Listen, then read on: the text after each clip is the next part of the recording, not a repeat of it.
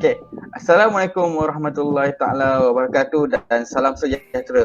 Bersama saya Muhammad Khairi bin Kamarudin. InsyaAllah hari ini kita akan membicarakan satu topik berkaitan. Okey, bersama saya pada malam ini iaitu seorang panel yang hebat. Okey, nama beliau Ahmad Syami Zamir bin Datuk Cik Muhammad Ruzima.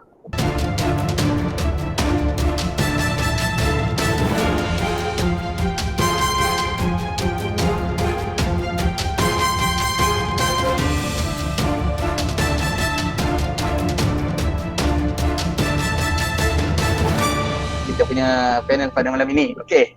Apa khabar Encik Syami Zamir? Baik, alhamdulillah. Bagus. Okey. Okey, soalan saya pertama. Okey, Encik Syami. Boleh Encik Syami terangkan apakah maksud takaful?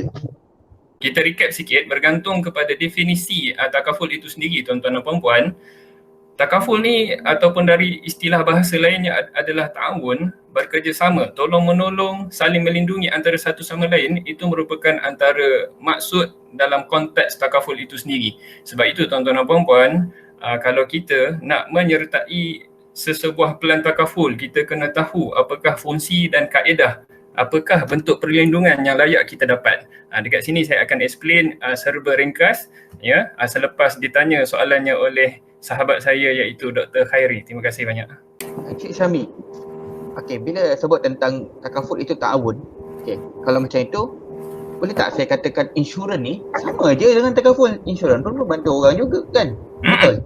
Betul. Kalau macam tu boleh Encik Syami terangkan kepada saya dan penonton tentang apakah beza takaful dengan insurans? Bila ditanya akan persoalan perbezaan antara insurans dan takaful, ya, first thing first kita kena ingat apakah major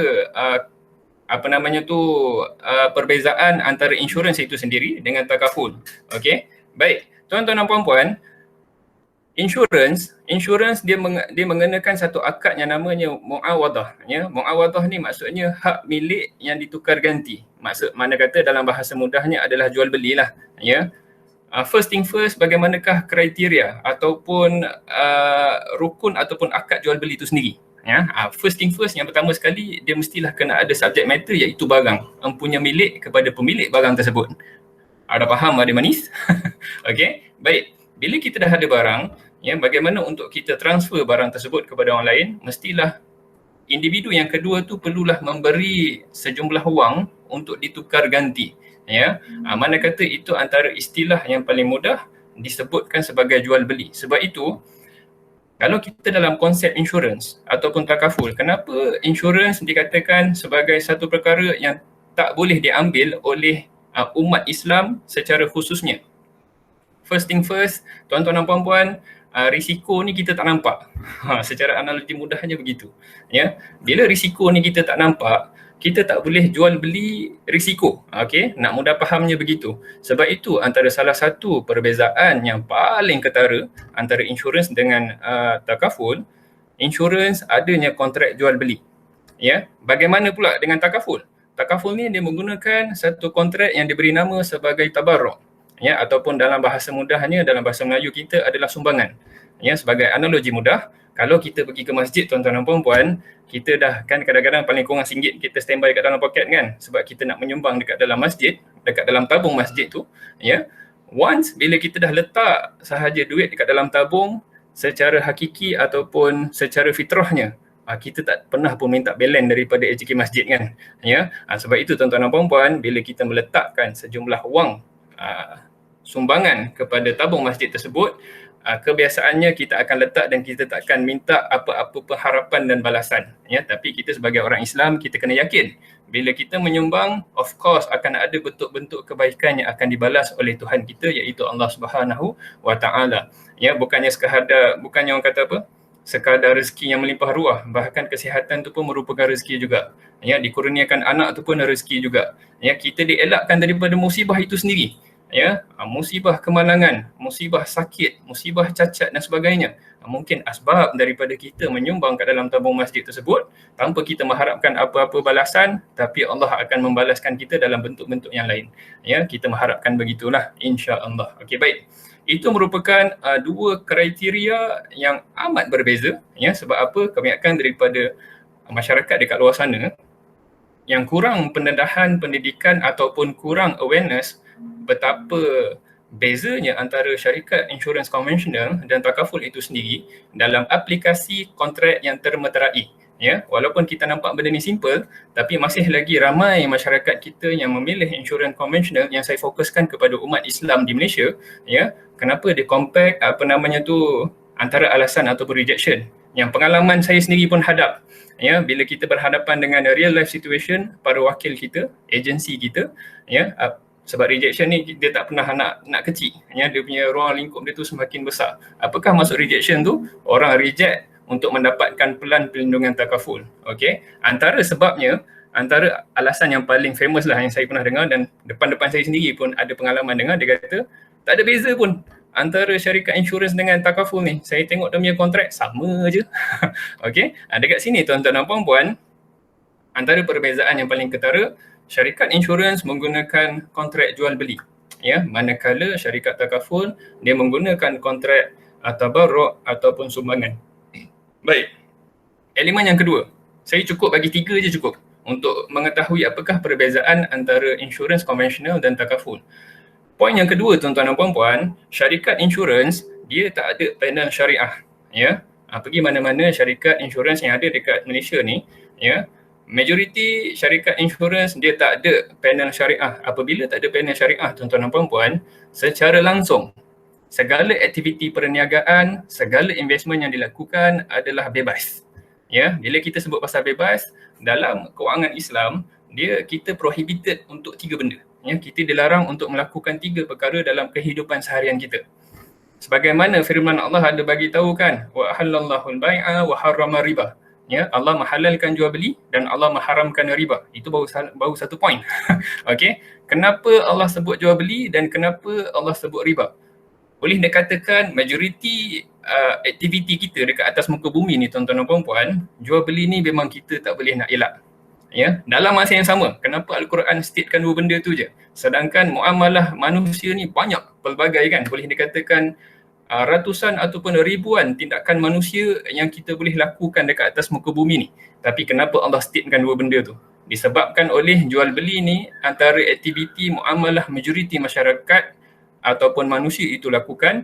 Dalam masa yang sama yang kita takutkan sekali, majoriti manusia, masyarakat yang ada dekat bumi ni melakukan transaksi riba. Ya, sebab itu antara elemen yang perlu kita elakkan adalah riba. Salah satu elemen yang bahaya yang saya sebutkan ini ada dekat dalam instrumen insurans konvensional. Okey, perbezaannya antara takaful tak ada. Okey, bagaimana takaful tu tak ada, nanti saya akan bincangkan. Dan elemen kedua yang perlu kita elakkan, ya, adalah elemen gharar ataupun dalam bahasa mudahnya adalah perkara-perkara uncertain, ya, perkara-perkara yang kita tidak duga, ya. Bukan kita tidak duga, uncertain ni nama Melayu apa Dr. Khairi? Uncertainty. Ketidakpastian. Ya, ketidakpastian. Tiba-tiba lupa pula terminologi bahasa Melayu tu. Ya. Baik, dari sudut riba tadi tuan-tuan dan puan-puan, bagaimanakah syarikat insurans adanya aktiviti riba dekat dalam syarikat insurans? Baik, bila kita memberi premium, ya, membayar premium kepada syarikat insurans konvensional, duit itu menjadi hak milik syarikat secara 100%, ya, 100%. Bila peserta ataupun orang yang subscribe premium insurans tersebut menghadapi musibah ataupun kerugian sejumlah wang yang besar, daripada duit yang kecil jadi duit yang besar. Ya, itu antara perkara yang sangat jelas kenapa elemen riba tu wujud dekat dalam syarikat insurans konvensional. Baik, bila kita sebut tentang gharar, uncertainty punya part, tuan-tuan dan puan-puan, uncertainty ni maksudnya ketidakpastian. Ya, kita dalam risiko adalah benda gaib. Ya, kita tak tahu kita mati bila, kita tak tahu apa jadi, walaupun seminit akan datang masih lagi dalam keadaan gaib. Ya, jadi dekat situ elemen-elemen gharar sangat jelas terpapar, ya, disebabkan oleh disebabkan bayaran premium kita kepada syarikat insurans tersebut dengan jumlah yang kecil ya, kita harapkan jumlah yang besar kalau kita ditimpa kerugian. Ya, dekat situ menunjukkan bahawa elemen gharar itu sangat jelas. Okey. Baik, elemen yang ketiga yang perlu kita jauhi sangat-sangat adalah elemen maisir. Ya, elemen maisir ini maksudnya apa? Elemen maisir ini adalah judi. Ya, bagaimanakah amalan ataupun transaksi judi ini berlaku dekat dalam syarikat insurans konvensional? Tuan-tuan dan puan-puan, setiap premium yang customer bayar kepada syarikat insurans konvensional, dia mempunyai hak untuk gunakan duit tersebut untuk aktiviti investment. Ya, bila kita sebut tentang pelaburan, secara langsung mestilah pelaburan tu kita nak pelaburan yang menguntungkan, pelaburan yang ada dana profit dan dividen yang sangat tinggi. Dalam syarikat insurans konvensional, suka hati dia nak melabur kat mana. Ada faham? Mana kata elemen-elemen insurans yang tak patuh syariah pun dia boleh sapu habis, ya, tanpa mengira halal haram dan patuh syariah ataupun tidak. Berbezanya dengan syarikat takaful, ya tuan-tuan dan puan-puan, apabila ada wakil ataupun departmen syariah itu sendiri ada dekat dalam syarikat takaful, daripada A sampai Z, daripada sebelum kontrak, borang itu sendiri pun dah dikawal selia oleh patuh syariah, sama ada benda tu boleh ditulis ataupun tidak, sampailah akad apabila individu tersebut sign je, ya, maksudnya dia bersetuju untuk memberi sumbangan kepada operator takaful, ya, barulah dia layak untuk mendapatkan perlindungan, ya, daripada syarikat takaful itu sendiri. Ya, kalau kita tengok perbezaan antara insurans dan takaful, dia punya aplikasi itu nampak macam tak ada beza. Tapi bila saya sebut tentang kontrak, tuan-tuan dan puan-puan, dia merupakan salah satu benda yang sangat-sangat mengubah keadaan struktur kontrak tersebut berdasarkan kontrak yang termeterai. Gitu. Okey. Baik. Bila kita sebut tentang syarikat takaful, tuan-tuan dan puan-puan, first thing first, duit sumbangan klien ataupun peserta ataupun orang yang dilindungi tersebut, bila dia memberi sumbangan kepada syarikat takaful, secara langsung duit tersebut bukanlah 100% hak milik syarikat. Beza kan dengan syarikat insurans yang saya sebutkan pada awal tadi. Okey. Bila tidak menjadi hak milik 100% bagi syarikat takaful, jadi duit tu dia pergi mana? Dekat sini merupakan the beauty ataupun the cantiknya kenapa syarikat takaful itu sendiri adalah suatu benda yang menjadikan keharusan bagi kita umat Islam untuk ambil. Sebab apa? Dekat dalam takaful dia ada satu dana yang diberi nama sebagai dana risiko. Gitu. Ya, dana risiko ni lah tuan-tuan dan puan-puan apabila dikumpulkan. Ya, andai kata peserta takaful yang ambil pelan pelindungan takaful ni katakan 1,000 orang katakan. Dekat syarikat takaful A, 1,000 orang klien yang memberi sumbangan kepada syarikat takaful. Ya, andai kata seorang bayar 150 ke 200 ringgit sebulan. Bila kita kumpul duit dekat dalam dana risiko tersebut, andai kata ya salah seorang daripada peserta takaful tersebut ya ditimpa musibah, ya, baik kematian, baik cacat kekal ataupun baik penyakit kritikal, duit daripada dana risiko inilah yang digunakan, ya, kita sumbang banyak-banyak tanpa mengharapkan balasan, dijadikan sebagai satu jumlah pampasan untuk diberikan kepada ahli waris untuk sustain dia punya kehidupan dengan lebih aman dan damai. Dalam masa yang sama, individu yang mendapat pampasan tersebut mampu untuk melansaikan hutang si mati kalau peserta tersebut meninggal dunia, ya, peserta dalam masa yang sama orang yang dilindungi. Ya, sebab apa? Dalam sudut istilah takafulnya, peserta ni adalah orang yang tukang bayar. Mana kata orang yang memberi sumbangan lah. Ya, orang yang dilindungi adalah insan yang dilindungi dalam pelan takaful. Jadi persoalannya dekat sini, peserta dengan orang yang dilindungi boleh tak dalam orang yang sama? Ya, jawapannya boleh. Mana kata kita menyumbang untuk mendapatkan protection ataupun perlindungan untuk diri kita sendiri. Ya, dekat situ tuan-tuan dan puan-puan, the beauty ataupun kecantikan takaful itu sendiri nak comparekan dengan syarikat insurans yang kita tak boleh ambil, ya, yang menjadi keharusan kita untuk pergi kepada syarikat takaful. Okey, baik. Selain daripada itu tuan-tuan dan puan-puan, ya, takaful juga ada menyediakan macam promote plan pula kan. Takaful ni selain daripada konsepnya adalah tabarruk, ya, tolong menolong antara satu sama lain, bantu membantu, melindungi antara satu sama lain, ya. Baik. Dekat dalam takaful juga kalau kita tengok plan-plan sekarang, ya, banyak yang dah menawarkan konsep wakaf, ya. Kalau macam kita kan wakaf maksimum 30% kan, ya. Kalau anything happen berlaku kepada kita, sebagai contoh saya lah, ya, ditimpa musibah kematian katakan, dan saya pun dah setuju dengan ejen yang saya dah close case, maksudnya saya dah ambil protection dengan seorang ejen ni, wakil daripada syarikat takaful sekian-sekian, ya. Bila nak isi borang tu adanya part saya nak wakaf tak, saya ambil maksimum 30% katakan, ya, dan pampasan yang saya layak dapat dan saya decide adalah sebanyak RM100,000. Cuba bayangkan kalau kita meninggal dunia, mampu tak kita ambil 30% daripada RM100,000 tersebut? Berapa kalau 100,000 daripada 30% daripada 100,000 jadi 30,000 kan, ya.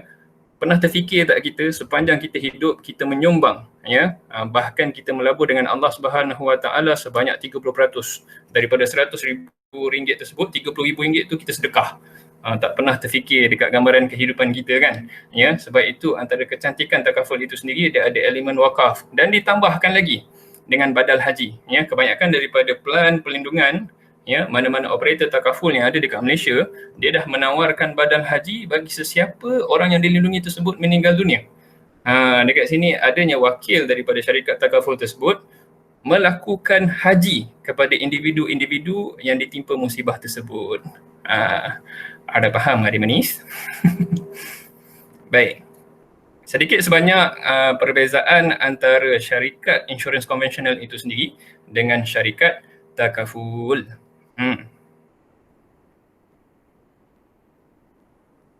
Ada yang boleh ditambah-tambah? Penjelasan yang sangat satu penjelasan yang sangat panjang saya rasa sangat detail penjelasan tu. Rasa macam dalam kelas pula. Okey. Bagus. Biasa kita ngajar dia tiba-tiba dia ngajar kita balik. Tak apalah. Okey. Boleh tak kalau saya katakan konsep takaful ni sama seperti boleh tak Cik Syami, saya katakan bahawa konsep takaful ni hampir sama dengan konsep khairat kematian yang ditawarkan di masjid ataupun kampung. Baik. Kalau nak disebutkan, sebelum tu saya nak ulang balik soalan, ya, adakah sama, ya, kalau kita nak katakan pelan takaful itu sendiri, perlindungan takaful itu sendiri nak disamakan dengan khairat kematian, ya. Sebelum tu kita kena tengok dulu konsep asas khairat kematian ni bagaimana, ya. Khairat kematian ni kalau seseorang individu tersebut meninggal dunia, of course khairat kematian ni dia ada macam-macam plan juga. Khairat kematian ni dia ada menyediakan sejumlah wang juga, ya. Dia ada menyediakan sampaikan petak kubur tu pun, ya, tempat yang lihat pun dah disediakan. Itu antara khairat kematian. Cuma dekat sini tuan-tuan dan puan-puan, kita kena tengok adakah cukup. Kita kena tengok diri kita dulu, ya. Antara konsep asas yang boleh kita tengok, daripada 100% amount lebihan daripada gaji ataupun upah yang kita dapat berdasarkan daripada kita kerja, 30%, ini idea, ya, no right no wrong. Kalau nak lebihkan boleh, kalau nak kurang pun boleh. 30% daripada lebihan gaji tahunan kita, kalau boleh kita letakkan under protection, ya. Yang selebihnya tu kalau tuan-tuan dan puan-puan nak letak dekat investment pun boleh, kalau nak belanja huri-huri dengan bini pun boleh, tak ada masalah. Okey, jadikan nilai lebihan, sebab kadang-kadang lifestyle kita ni pun agak beza juga doktor, ya. Kadang-kadang gaji kita dapat 3,000 tu juga habis. Ya, sebab tak ada disiplin kan. Tapi sekurang-kurangnya kita ambil nilai tambahan ataupun lebihan daripada gaji kita tahunan, 30% kita salurkan dekat plan protection perlindungan takaful. Okey. Kalau kita ambil khairat kematian tuan-tuan dan puan-puan, kita kena tengok nilai wang ringgit yang diberi kepada ahli waris adakah memadai. Kebiasaannya amount dia tu agak kecil, ya. Adakah berbaloi untuk kita ambil. Sedangkan dalam pelan takaful itu sendiri, takaful keluarga saya tekankan, kalau kita sentuh pasal takaful motor ataupun insurans general, ya, takaful general ataupun insurans motor, ya, itu adalah segmen market yang lain lah. Maksudnya kalau kita nak renew road tax dan sebagainya, itu merupakan segmen market bagi insurans motor ataupun takaful general. Okey, baik tuan-tuan dan puan-puan, untuk kita tahu betapa pentingnya perlindungan takaful ini, ya, nak comparekan dengan khairat kematian, ini saya nak memberi satu penjelasan yang boleh dikatakan berbentuk awareness lah. Okey, katakan kita ada hutang rumah, Ya, kadang-kadang hutang rumah pun dah cover under MRTT, MRTL dan sebagainya. Ya, kalau kita ada hutang kereta, ya, ataupun kita ada hutang kad kredit dan sebagainya. Andai kata kita ada bini dan kita ada anak-anak, ya, katakan gaji kita 8,000, ya, 7,000 kita spend untuk lifestyle kita, untuk kita belanja anak bini, tinggal RM1,000 sahaja. Dalam masa yang sama, hutang yang sedia ada ni banyak. Boleh? Ya. Andai kata the breadwinner ataupun pencari nafkah utama tersebut, ya, meninggal dunia katakan, ya, merupakan hari terakhir dia menatap wajah anak bini. Sedih pula bila kita cerita pasal mati ni, sebab kalau kita tengok ulama ataupun cendekiawan ahli agama sentiasa mengingatkan kita akan kematian. Orang zaman dulu-dulu kan. Sekarang ni geng-geng apa nama tu, para ulama ataupun ahli cendekiawan agama dah senang buat duit sebab apa? Ejen-ejen takaful ataupun insurans yang mengingatkan kita akan kematian. Okey, seloroh sikit. Baik, tuan-tuan dan puan-puan, bila kita dekat mana dah tadi, lupa pula. Seloroh sampai lupa nak cakap apa. Bila kita tengok lifestyle kita tu dalam keadaan yang begitu, andai kata lagi-lagi kalau kita tengok pasangan kita tu tak bekerja katakan, suri rumah tangga sepenuh masa. Bayangkan kalau pencari nafkah utama tu tak ada, ya, apakah yang akan berlaku kepada isi rumah yang lain? Terkotang-kanting jawabnya. Ya, sebab itu antara instrumen yang bijak, ya, instrumen yang hebat bagi individu-individu yang digelar sebagai pencari nafkah utama, dia kena fikir, kalau anything happen berlaku kepada dia, sekurang-kurangnya ada satu wang segera, ya, nilai pampasan segera yang ahli waris tu bakal dapat dan boleh dibelanjakan, baik untuk membayar hutang, ya, baik untuk menguruskan pengkebumian sebagaimana dia punya konsepnya seperti khairat kematian, dan yang terakhir sekali mampu untuk sustain dalam satu durasi tempoh yang agak panjang supaya mereka ni tak keluh kesah, tak perlu meminta-minta oleh sanak saudara yang lain disebabkan oleh ketiadaan wang, ya. Bak kata, saya teringat guru saya dia beritahu, yang guru dalam ni lah, trainer ni kan, apa namanya tu, dia kata ramai isteri halang suami untuk ambil takaful, katanya membazir. Sedangkan ramai balu dekat luar sana mengeluh kenapa pampasan suami ni kecil sangat. Nampak tak? Satu senario ataupun situasi yang betul-betul real life situation yang kita dapat dan kita dengar hari-hari. Okey? Sebab itu antara perbezaan yang amat ketara, dan lagi pun tuan-tuan dan puan-puan, fungsi khairat kematian itu sendiri pun ada dekat dalam takaful tu kalau kita nak. Ya, ada certain produk yang apa namanya tu, pelan pelindungan takaful yang menyediakan apa tu kita panggil rider, manfaat tambahan yang boleh kita tambah. Ya, salah satunya adalah diberi nama sebagai immediate death expense. Ya, macam-macam nama lah, commercial, ya, dan fungsinya adalah sebagai khairat kematian, wang segera yang boleh kita beri kepada ahli waris. Ya. Terima kasih. Okay, kita dah dengar tentang berkaitan tentang takaful, keperluan takaful. Okey. Masa pun sedang mencemburui kita. Okey. Boleh tak Cik Syami simpulkan tentang takaful dan mengapa kita perlu takaful? Baik, sebagaimana yang saya sebutkan pada awal pertemuan kita, ya, kenapa takaful itu penting, ya. Sebab kalau saya tanya kepada orang ramai, takaful tu penting tak? Ya, kebanyakan daripada mereka kata penting. Sangat penting. Ya, tapi dah ambil belum? Belum. Ya, sebab dekat situ salah satu titik tolak yang saya boleh nilai bahawa tahap kesedaran berkenaan dengan takaful dekat di kalangan masyarakat kita masih lagi berada di peringkat pertengahan lah, saya boleh katakan. Sebab apa? Kalau kita tengok penembusan pun, penembusan ni maksudnya mereka yang dah ada pelan takaful, ya, sebagaimana yang diberitahu dalam media, dalam negara dan sebagainya, ya, antara peratusan yang bagi saya agak kecil, ya, iaitu antara di kalangan 15 hingga 16% ya, daripada total masyarakat dekat Malaysia ni yang mempunyai pelan takaful. Nak compare dengan insurans tu memang salah sebab dia dah bertapak lama, sebagaimana bank insurans konvensional, bank insurans konvensional adalah bank konvensional kalau kita nak comparekan dengan Islamic Bank. Ya, begitulah situasinya kepada syarikat takaful itu, ya, kan, sampai tersasar kita. Baik.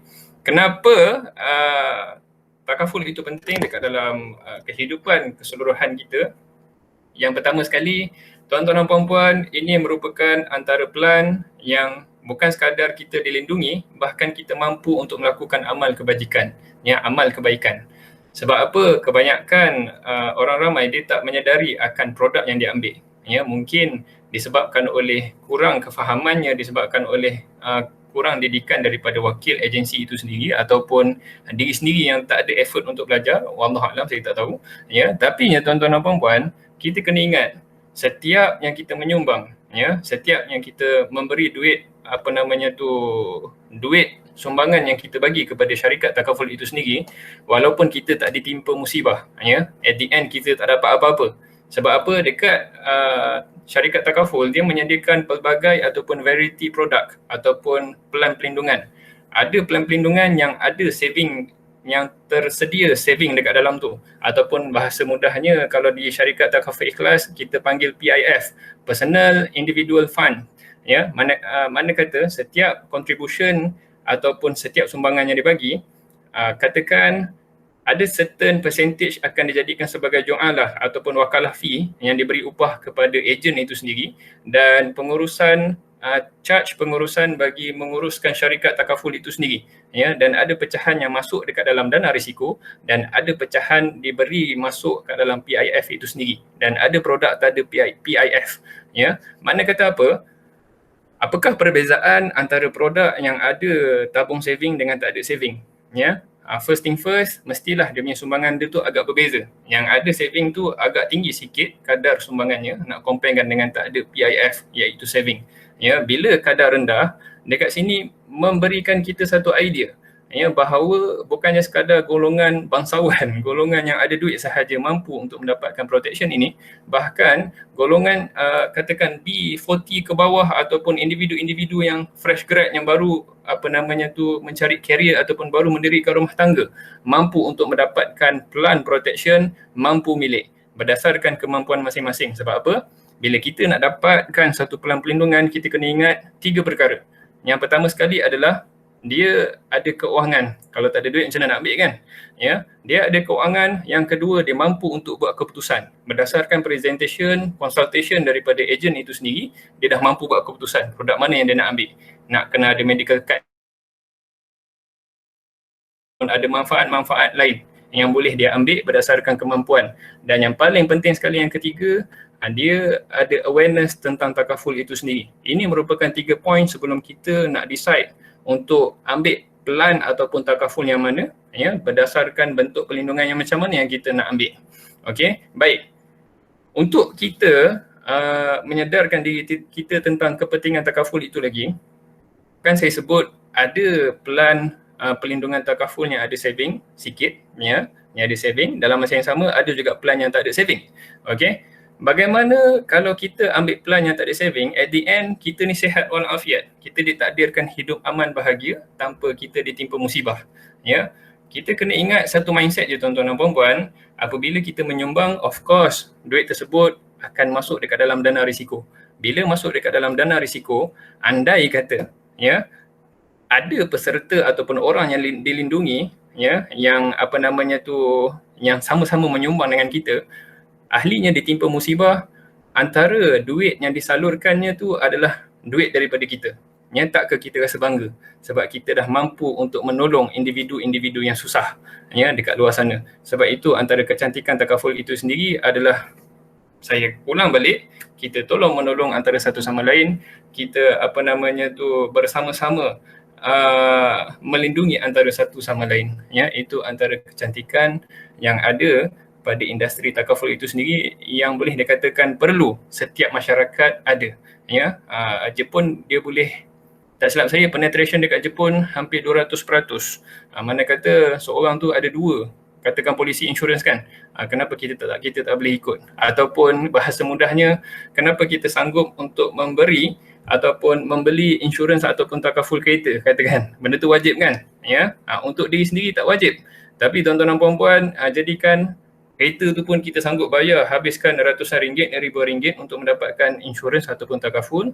Kita ni jasadnya ada roh, kita bernafas, takkanlah kita tak rasa benda tu penting.